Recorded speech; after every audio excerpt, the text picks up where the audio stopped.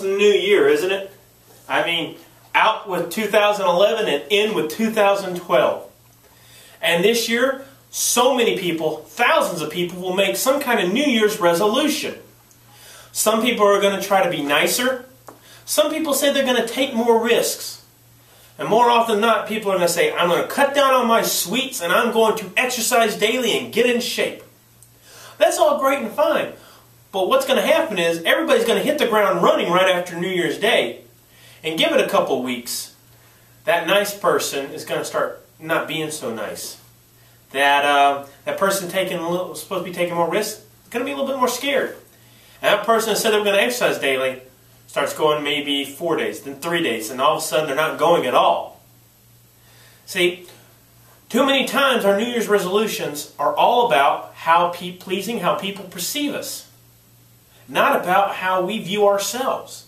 We want to look good because this ad told us to, or this person would like us, or how we want to be friends with that person. And that's not how it is. And you know, here's the thing. We sometimes treat our relationship with God like a New Year's resolution.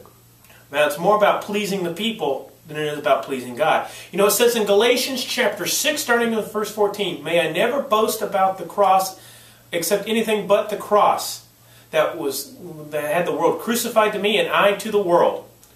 So neither circumcision nor uncircumcision matters. All that matters is the new creation.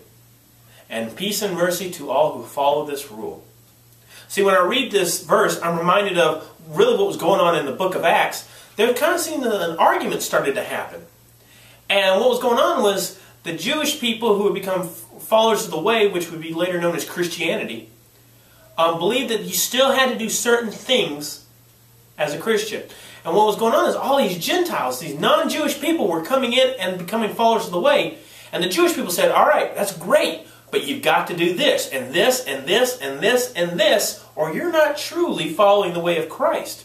The Gentiles didn't believe you had to do that. They was like, we're not Jewish, why should we follow Jewish customs? This argument got so heated that even Peter and Paul got into it on different sides. And eventually it was decided, it's not about the law of man, but about the law of Christ. It doesn't matter what man says you have to do. What matters is what Christ says you have to do. And Christ only gave us really 2 rules. Believe in Him as the Son of God and love all people. Those are pretty simple.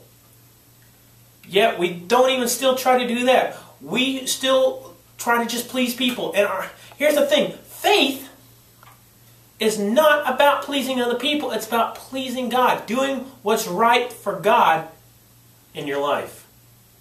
It's about an inward work. And here's the catch. If you get the inward right, it'll start busting outward. And everybody will be able to see it. Have a happy New Year, and I'll see you next week. We were made to be courageous. We were made to lead the way. We could be the generation that finally breaks the chains. We were made to be courageous.